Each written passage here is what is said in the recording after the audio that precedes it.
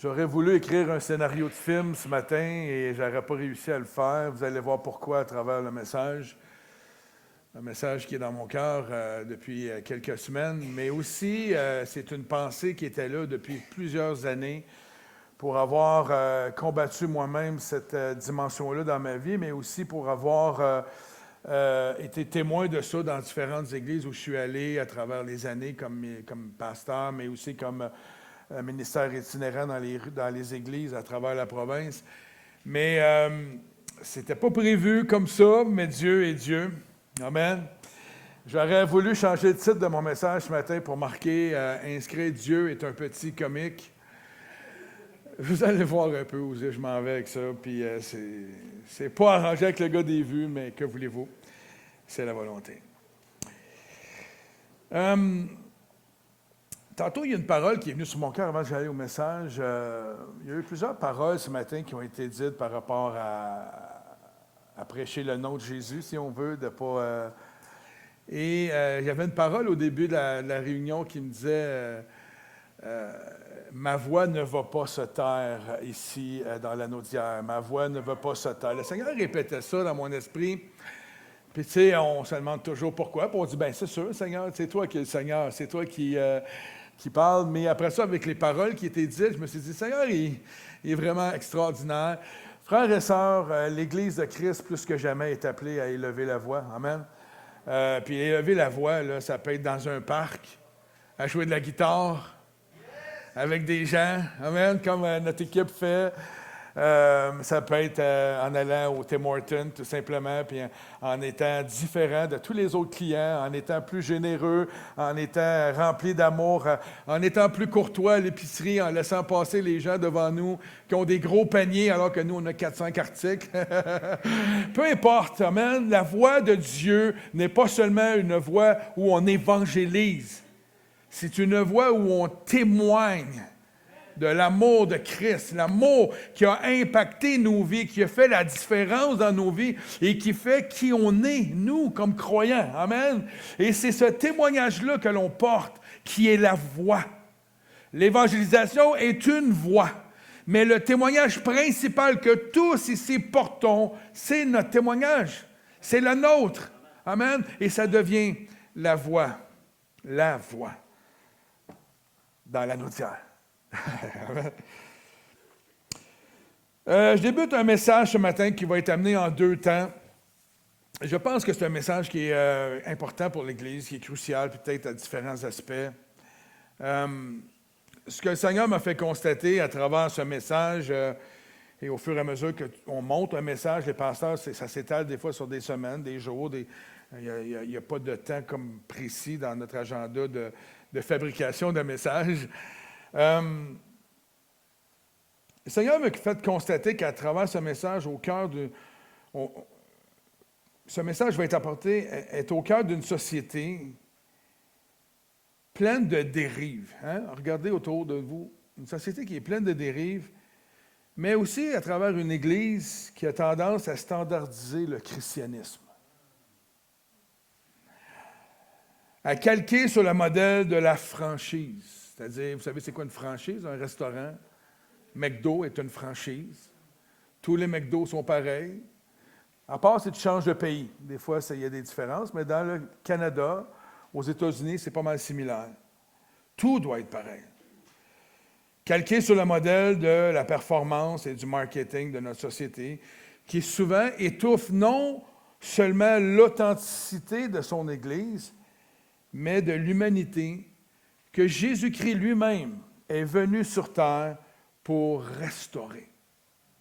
Jésus n'est pas venu restaurer des robots, il est venu restaurer des humains qui ont été créés à son image. Amen. Donc Dieu est un Dieu rempli d'amour et d'émotion pour nous. Hein? Saisi d'amour, le Père a envoyé son Fils. C'est une grande émotion, par amour pour nous. Il y a quelque temps, j'ai vécu un moment particulier et en même temps simple à la fois, qui m'a conduit dans une méditation qui était très intéressante avec le Seigneur, qui m'a surpris, je ne m'attendais pas à ça. C'était pas un moment où j'étais en train de louer ou de prier. Alors que je faisais quelque chose quand même de très spirituel. C'est-à-dire que j'écoutais une télésérie.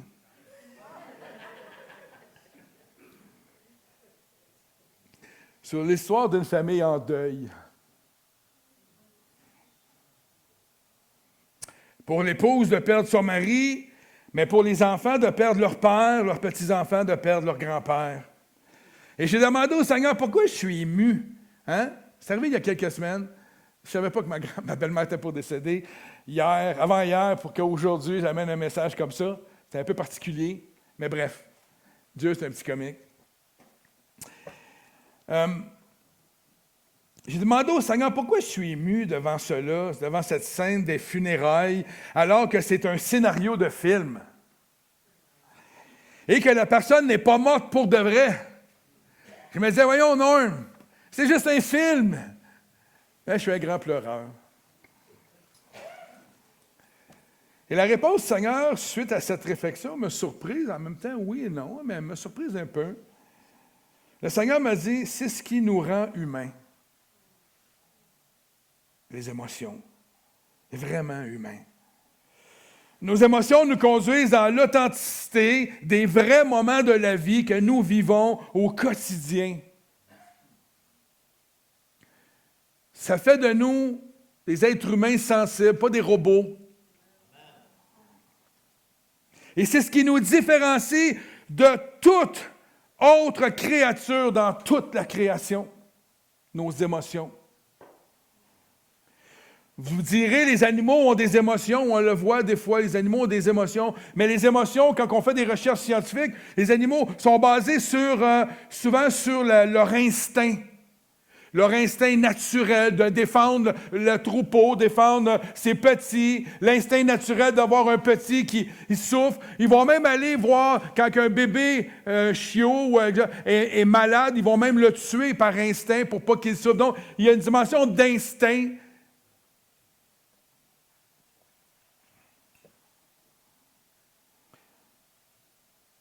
Mais nous, nos émotions proviennent d'une réalité que nous vivons au quotidien, que nous analysons, que nous observons. Des histoires dans nos vies qui grandissent, remplies d'émotions, qui nous amènent 30 ans plus tard à ressortir une émotion qui est arrivée à l'âge de 8 ans. Très différent.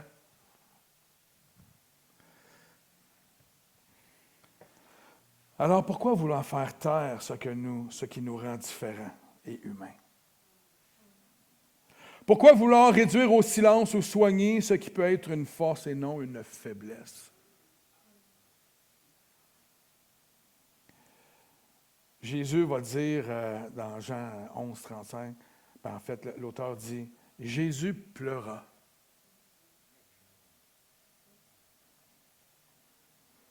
Dans Matthieu 9, 36, ça dit, il fut ému de compassion.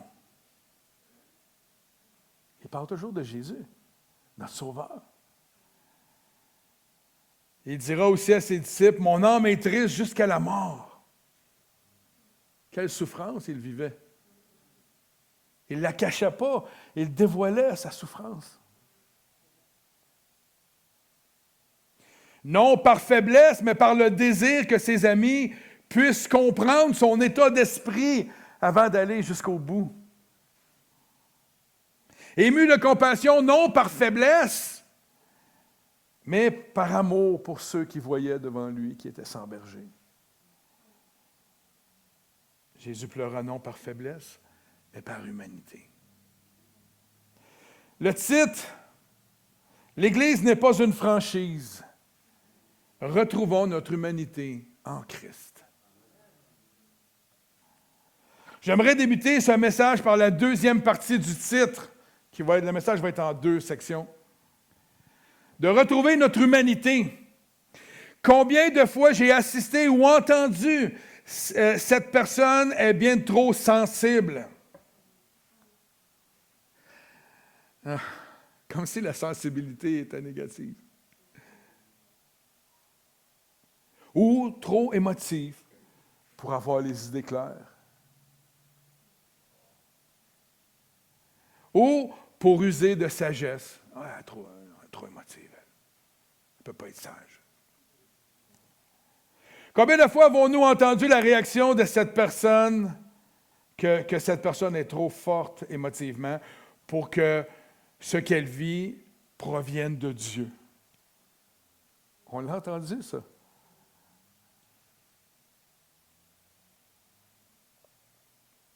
Comme si les émotions discréditaient une personne face à sa relation ou à son service envers Dieu. Il peut y avoir des gens hors de contrôle, bien sûr, par rapport à leurs émotions. Des gens qui aiment porter l'attention sur eux au lieu de porter l'attention sur le Seigneur. Mais ce n'est pas la norme. C'est plutôt rare, right?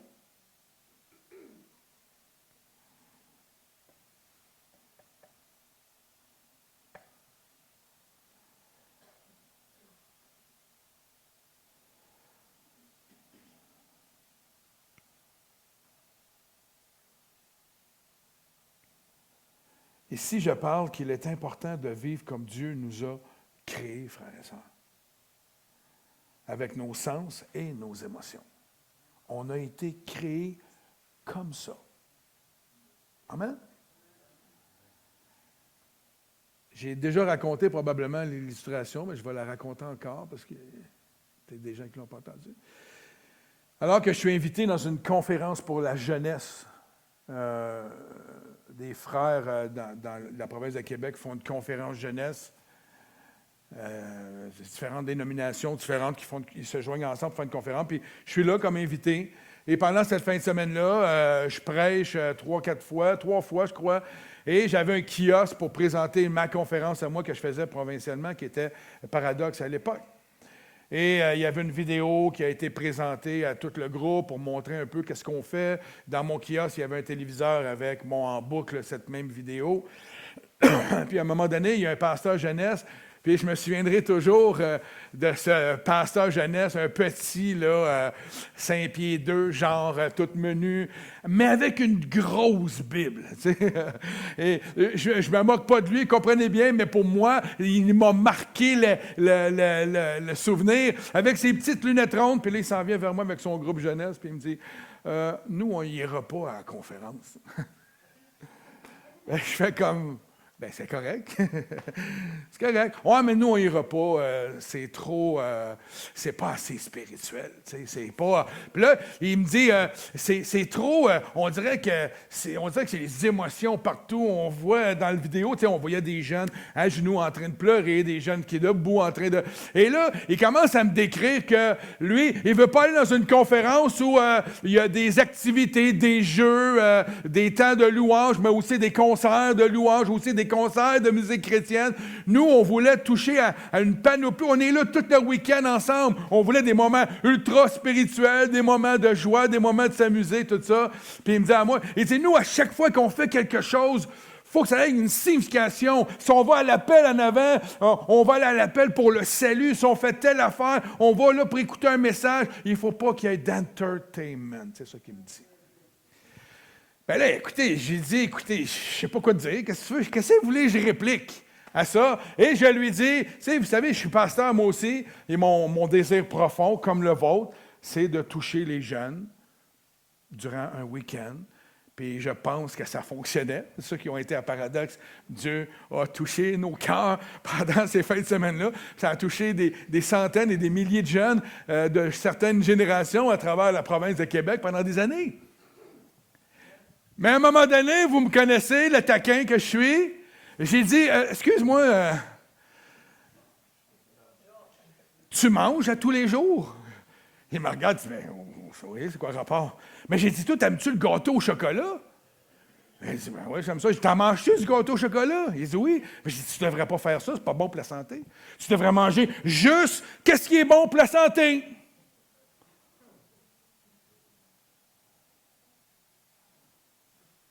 Non, mais on va suivre ta logique. Après ça, j'ai dit, t'es-tu marié? Il dit, ben oui, je suis marié. J'ai dit, puis là, excusez-moi si c'est pas cru, c'est correct ce que je veux dire, mais j'ai dit, t'es marié, oui? Est-ce que tu fais l'amour à ta femme juste pour lui faire des enfants? Il me dit non. Ben, j'ai dit, tu peux pas faire autrement, là. La seule temps où tu fais l'amour à ton épouse, c'est pour faire des enfants. Puis là, il me regarde, mais il dit, ça n'a pas rapport. J'ai dit, ça a autant rapport que ce que tu me dis tantôt. Dieu nous a créés avec des sensations, l'odorat, le toucher, le goût, les émotions. Il nous a créés comme ça. Et vous savez quoi? Je vous lance une belle révélation. Dieu est probablement pareil comme nous. Pourquoi? Parce qu'il dit qu'il nous a créés à son image.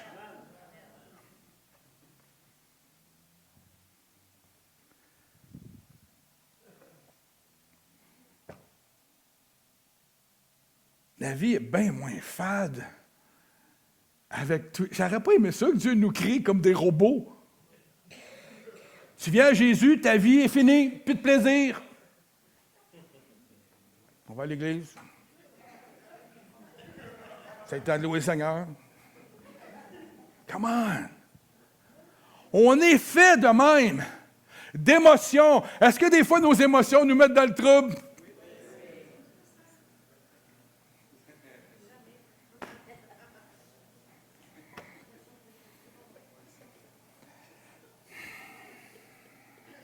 Le premier point, c'est les émotions et la vulnérabilité sont les connecteurs de notre humanité. L'idée derrière ma pensée ce matin est que pour aimer vraiment, il faut être capable de ressentir, pas calculer les choses. Ah, il m'a donné quelque chose, je vais l'aimer. Je l'aime même s'il ne me donne rien. J'aime le monde à l'extérieur, même s'ils sont contre mon Seigneur. Même s'ils se moquent de l'Église, je les aime quand même. Ça change ma manière de voir le monde. Je ne suis pas frustré tout le temps dans mon bureau en arrière d'ordinateur en train d'envoyer des messages de haine partout. Non, je prie pour eux. Je crois que mon Dieu est plus grand que ce qu'eux peuvent me faire subir.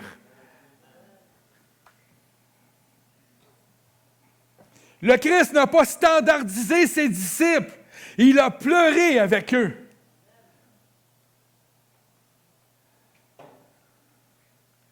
Il s'est mis en colère dans le temple, mais il s'est mis en colère contre eux aussi. À quelques reprises en plus. Gang d'insignifiants. Hein? Il ne l'a pas dit comme ça, c'est moi qui le dis.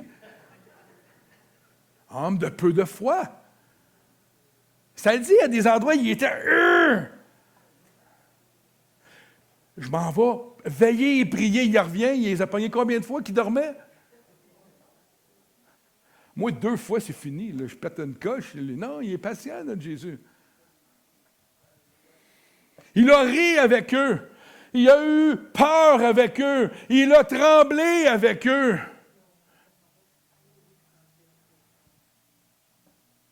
Quand je regarde la série Chosen, évidemment, ce n'est pas la parole complète de Dieu, là.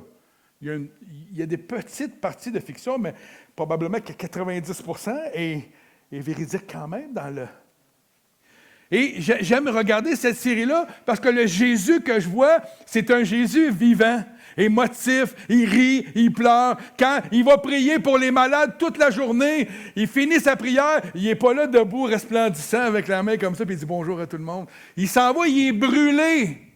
Il marche, puis là, il passe à côté du rond de feu où tous les disciples sont assis. Puis là, les disciples disent hey, « Seigneur, viens manger avec nous. » Puis il les regarde, puis il dit « Non, je suis brûlé. » Il s'en va dans sa tente, il se couche, puis il faut qu'il se lave les pieds pour rentrer dans la tente d'habitude. Mais là, tellement brûlé, il laisse ses pieds à l'extérieur.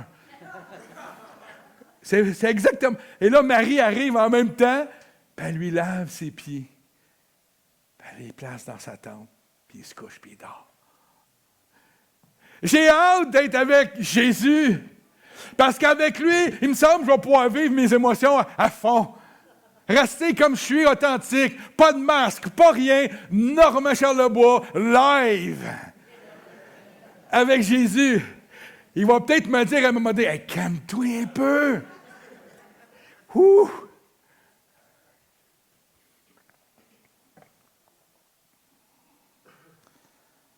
L'authenticité de qui nous sommes est l'antithèse du masque. Dans beaucoup d'églises, on demande aux gens de porter des masques de chrétiens parfaits. Des fois, l'Église ne demande pas, mais on se le donne. Hein? Il faut que ça soit comme ça. On ne peut pas montrer nos faiblesses. Toujours joyeux, sans problème. Comment ça va? Ça va. C'est rare que quelqu'un te dise « ça va pas ». « Hey, comment ça va, Simon? Ça va bien. Hey, toi, comment ça va, Jay? Ça va bien. Essayez-le. Quelqu'un vient te voir et dit « Hey, Pig Norm, comment ça va? Ça va mal. » Ils ne savent plus quoi faire. Hein, comment ça? Dans l'Église, c'est différent. On est plus rempli de compassion, puis les gens vont s'informer. Mais vous allez à l'épicerie, bonjour, vous allez bien? Non. Ah, OK. Bonne journée quand même. C'est littéralement ça. La vie aujourd'hui sur cette terre, le masque.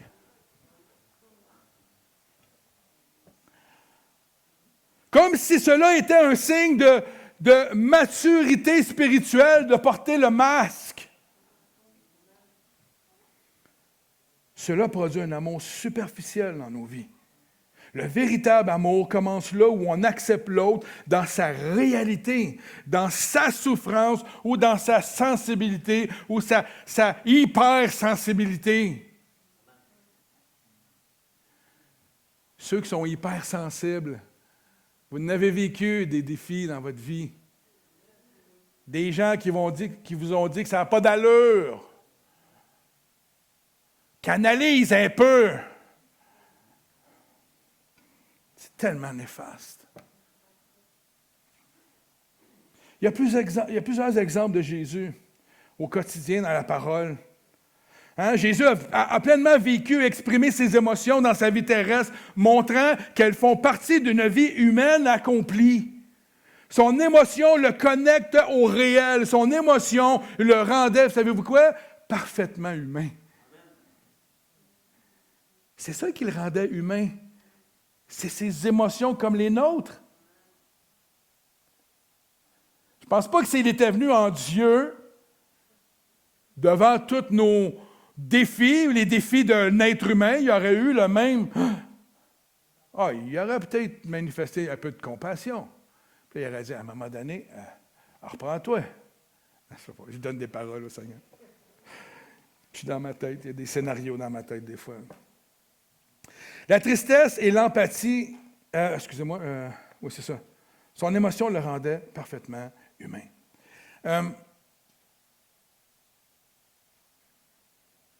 Il y avait de la tristesse et de l'empathie face à la mort. Dans l'Évangile, on l'a nommé le texte tantôt, j'ai juste cité les versets rapidement, mais dans Jean 11, 35, ça dit « Face au deuil de Marie et de Marthe », le texte dit simplement « Jésus pleura ». C'est le plus petit, probablement un des plus petits textes des Écritures. Jésus pleura, mais il valide totalement notre propre émotion face à la mort, et la sienne aussi. Il n'était pas insensible. Il y avait une compassion active, Jésus. Dans Matthieu 9, en voyant la foule, Jésus fut ému de compassion pour elle. Ses émotions dictaient ses actions quotidiennes pour aider les autres. Observez, à chaque fois qu'il allait pour guérir quelqu'un, faire une action, il était majoritairement ému de compassion.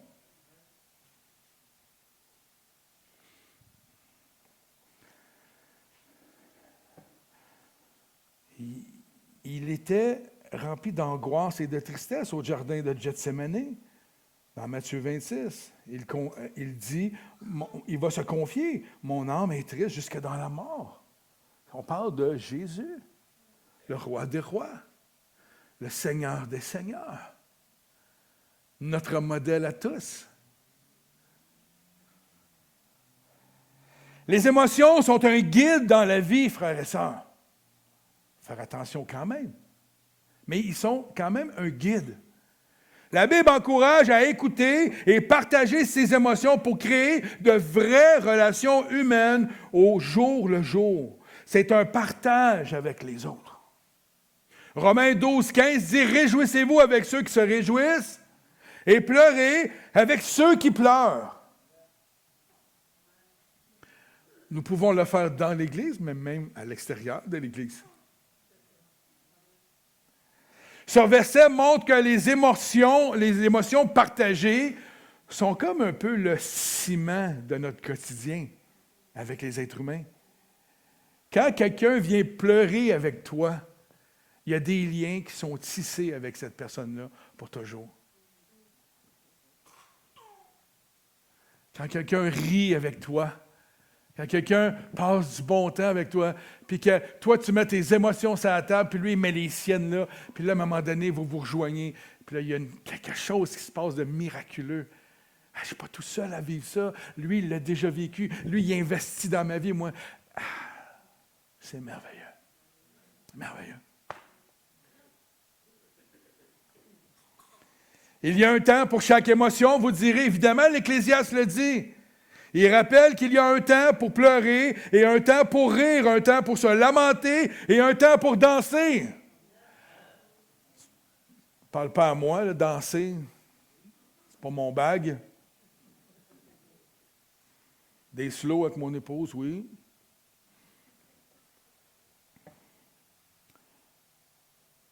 Les émotions viennent créer le rythme des saisons dans nos vies. C'est comme s'il y a quelque chose qui fait que on peut vivre nos saisons, nos différentes saisons de vie avec intensité, avec vérité. Il n'y a pas rien. Quand on est tout le temps en train d'étouffer nos émotions, comment voulez-vous vivre ce que vous avez à vivre? Comment voulez-vous aussi guérir ce que vous avez à guérir? Si vous étouffez, il faut laisser jaillir ce qu'on ressent pour de vrai afin que lui puisse œuvrer en nous. Afin que d'autres puissent s'investir dans vos vies, afin que la communauté de l'Église puisse être efficace pour de vrai. De ne pas avoir de masque nous permet de vivre vraiment avec authenticité notre relation avec Jésus-Christ. Quand le Seigneur me dit « c'est ce qui vous rend humain », est donc parfaitement en harmonie avec la Bible. Les émotions nous connectent les uns aux autres à la réalité de la vie et aussi nous connectent avec Dieu. Deuxième point, il y en a 12. Soyez patients. La valeur de nos émotions. C'est un pont vers l'empathie. Ressentir de l'émotion devant, exemple, des funérailles ou autres circonstances douloureuses montre notre capacité à nous connecter à la souffrance d'autrui. C'est le signe d'un cœur qui est vivant, mais qui est ouvert vers l'autre. C'est un ancrage dans le réel, dans la vie de tous les jours. Nos émotions nous ramènent à l'instant présent et aux réalités de la vie, que ce soit dans la joie, le deuil, l'amour, la peine, la douleur, les souffrances. Elle empêche de vivre de manière robotique, et même de façon trop intellectuelle, de tout analyser par la logique. Alors que des fois, il peut y avoir des émotions qui viennent dans ta vie, c'est pas logique. Tu peux être touché par toutes sortes de situations dans ta vie, c'est illogique. Comme le film.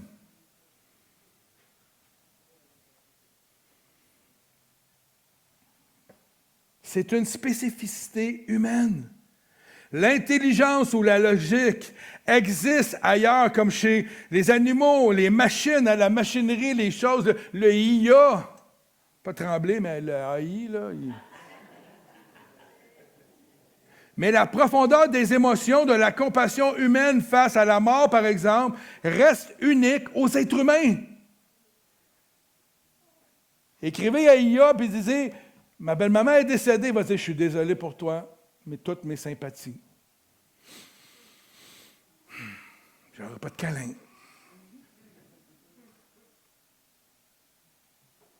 Troisièmement, une vision spirituelle et saine des émotions.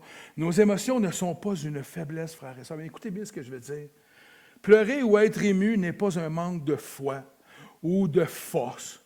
C'est l'expression de notre humanité. Ça donne quoi de caché? Je me souviens quand on avait été dans l'adoption pour un bébé, Laurence, puis on nous l'a enlevé à 4 mois, 3 mois et demi, 4 mois, c'est ça. La tristesse qui m'avait envahi était immense. Puis à un moment donné, à la maison, ils nous ont rappelé pour dire, écoutez, on a un autre bébé pour vous. Puis on aurait pu dire, oui, oui, oui, on y va tout de suite. Mais ce qu'on a répondu, c'était, pas tout de suite parce qu'on veut vivre notre deuil. On veut vivre nos émotions. Je ne veux pas patcher mon trou, mon émotion, ma souffrance par un autre enfant. J'avais besoin de me retrouver devant mon Seigneur et laisser Dieu me guérir. Je regardais des photos. Dominique me disait, arrête de regarder des photos. C'est comme si tu te poignardes et que tu continues de souffrir. J'ai dit, j'ai besoin de pleurer. J'ai besoin de la regarder jusqu'à temps que Dieu guérisse mon cœur. Puis quand la journée que je vais être capable de regarder, puis de ne plus pleurer, puis de prier pour cet enfant-là, puis de dire, Seigneur, peu importe où elle est dans le monde, bénis-la, sois avec elle. Avant de partir, on l'a consacrée à l'Éternel. Donc, peu importe où elle va aller, un jour, je vais la retrouver dans le royaume de Dieu. Parce que je n'ai pas mis ma foi, j'ai pas passé comme tout de suite à autre chose. J'ai pris le temps de le vivre. Puis quand Mélie Rose est arrivée par après, mais j'ai pu être tout entier pour toi, ma belle Mélie. Mais c'est vrai. C'est un cadeau divin que Dieu nous donne. Nos émotions montrent que notre sensibilité est un don pour traverser ce monde rempli de douleur, de manière authentique. À partir du fait qu'on affronte ce monde avec nos perceptions, nos douleurs, nos émotions, on est capable de dire à Dieu, viens guérir ceci, viens guérir ça. On n'enfouit pas, on expose afin que lui intervienne dans nos vies. Nous devons accueillir nos émotions comme une force. Il faut changer peut-être notre perspective de voir les émotions. Voir ces émotions comme une force, écoutez bien, écrivez-le quelque part, je pense que c'est beau. Je pense. C'est arrêter de les subir pour commencer à les canaliser puis à les utiliser.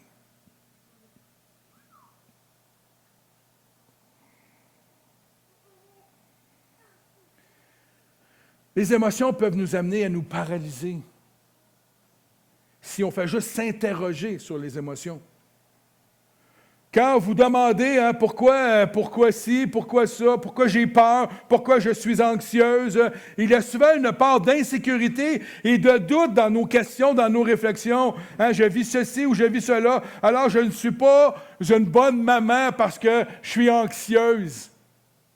Je ne suis pas un bon papa parce que je suis un père poule, je suis tout le temps inquiet de mes enfants.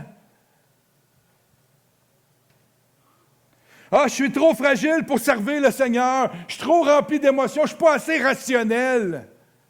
Il n'y a pas de rationnel avec le Seigneur, by the way.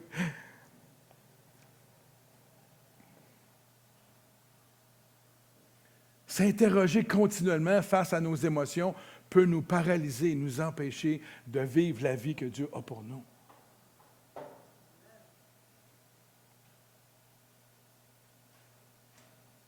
Arrêter de subir peut être une force qui nous propulse. Comprendre que cette sensibilité est une force fait de vous un être et un chrétien connecté au réel. Votre sensibilité face au Seigneur ou à des funérailles n'est pas une brèche dans votre armure, c'est une capacité à entrer en résonance avec le cœur de Dieu. Pour son peuple, pour son ami, pour les gens à l'extérieur, peu importe. Un chrétien qui ne pleure pas ou qui ne pleure plus est un chrétien qui s'est peut-être endurci. Ouais, moi, j'étais un homme. Je pleure pas. André, on n'a pas ce problème-là, moi, plutôt, hein? On broye.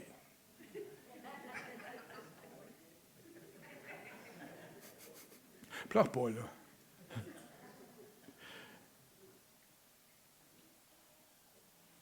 Les hommes, on a le droit. On s'est fait dire, pleure pas, c'est pas un homme si tu pleures. On l'a entendu souvent. Les filles, on vous dit à l'inverse, arrête de broyer, les filles, ça broye tout le temps. C'est vrai! Est-ce que les filles sont un peu plus sensibles que les gars? Non.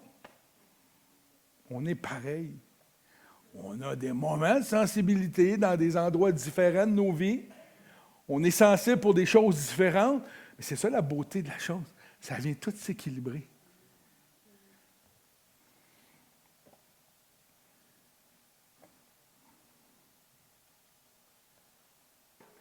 Votre émotion, je dirais, qui est le carburant de notre authenticité dans la vie de tous les jours.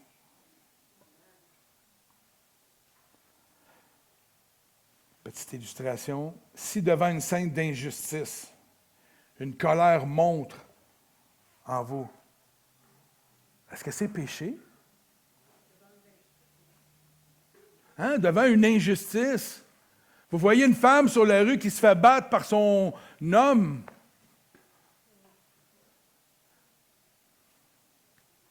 Moi, j'ai tendance à vouloir tordre les coups, à réagir. Mais est-ce que cette colère-là qui jaillit ou cette émotion-là est un péché? Non, mais c'est ce que tu en fais. S'il y a une injustice devant des milliers d'enfants, puis que là, tu accuses tout le monde, on ne les nourrit pas, tout ça, ça ne servira à rien. Par contre, si tu prends cette colère-là, cette frustration-là, et que tu décides de dire, nous, on va partir, hein, un local où on va nourrir les gens, tu auras canalisé ta colère et tes émotions à la bonne place. Éphésiens, il n'est pas sur l'écran, mais dans Éphésiens 4, 26, ça dit, si vous vous mettez en colère, il dit, ne péchez point. Ce n'est pas de se mettre en colère qui est un péché, c'est ce que tu en fais. La colère n'est pas péché, c'est ce que nous en faisons. L'émotion est acceptée. L'action destructive peut être évitée si c'est bien géré. Mais si on a toujours peur d'affronter nos émotions, puis on les camoufle, mais je vous le dis, à chaque fois qu'elles vont venir, on ne saura pas quoi faire avec.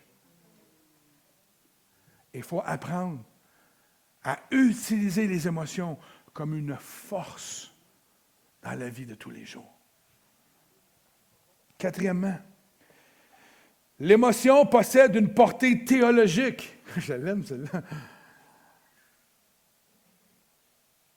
C'est des choses qu'on n'apprend pas au collège biblique. Quand j'ai fait mon collège biblique, on n'apprenait pas à canaliser nos émotions. Je ne dis pas en me moquant. C'est quelque chose que tout chrétien, pasteur ou pas, peut apprendre. Les émotions, c'est ce qui nous rend vraiment humains, me dit le Seigneur. Ben, l'émotion, pour moi, c'est comme l'émotion comme boussole dans le royaume de Dieu. Le monde actuel tente d'anesthésier les cœurs et par les divertissements ou les performances ou toutes sortes de choses et de rendre tout le monde pareil. Vous remarquez que c'est ça qui se passe en ce moment? Tout le monde pareil. Il faut que tout le monde soit pareil. On pense tout pareil, on dit tout pareil. Regardez, les humoristes sont un bon gauge pour ça. Ils ont tous un TDA en ce moment, toute la gang. J'ai rien contre ceux qui ont des TDA, mais c'est impressionnant de voir que tout le monde doit être comme tout le monde pour être comme accepté. C'est comme si tu n'as pas le langage commun de tout le monde, tu ne fais pas partie du système.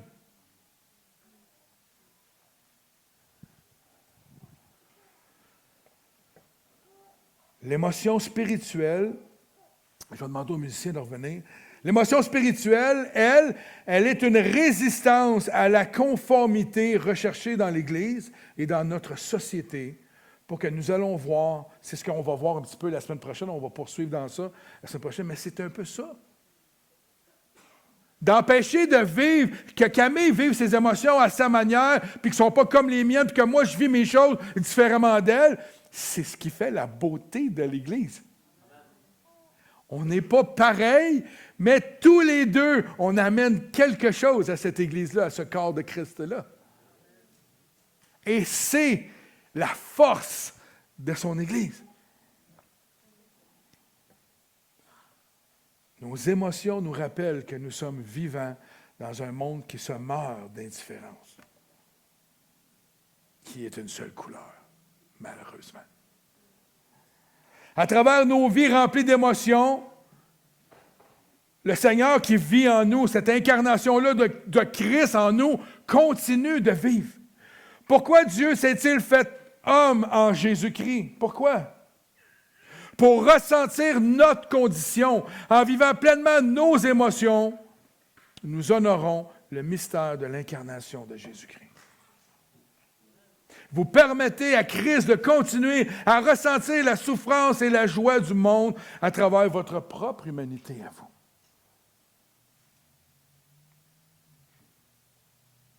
C'est un peu la colle ou le ciment du respect des différences que nous avons entre nous. Si nous sommes tous des robots standardisés, nous n'avons pas besoin d'empathie. Juste de règlement. Est-ce que ça veut dire qu'il ne devrait pas avoir de règlement dans rien? Non. Sinon, ça serait le chaos. Ce serait juste des moi puis André qui pleurent tout le temps, qui dirigent le monde. Ce serait chaotique.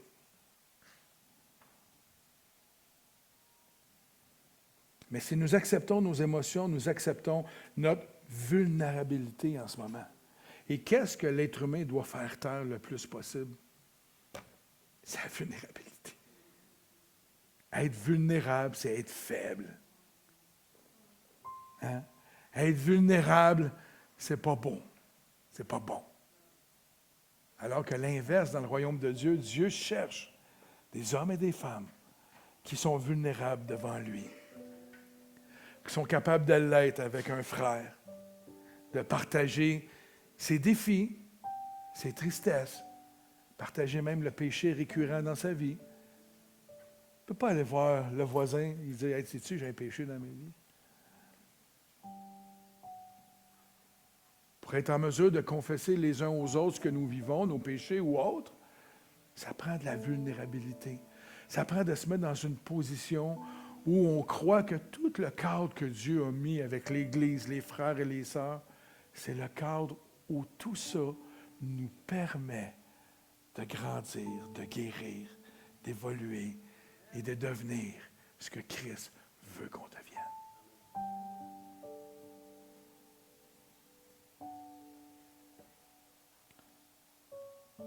Et c'est ce qui fait que l'Église de Christ peut accepter aussi toute personne, peu importe qui elle est, peu importe son arrière-plan. Amen. La valeur d'un cœur brisé et sincère est très, très, très élevée dans le cœur de Dieu. C'est ce que Dieu cherche. Le psaume 51, 17 dit ceci. Les sacrifices qui sont agréables à Dieu, c'est un esprit brisé. Ô Dieu, tu ne dédaignes pas un cœur brisé et contrit.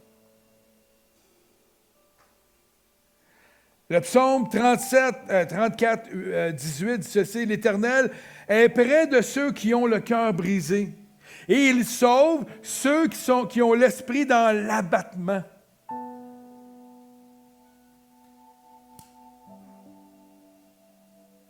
Isaïe 57, 15 dit « J'habite dans les lieux élevés et dans la sainteté, mais je suis avec l'homme contrit et humilié ou vulnérable, si vous voulez. »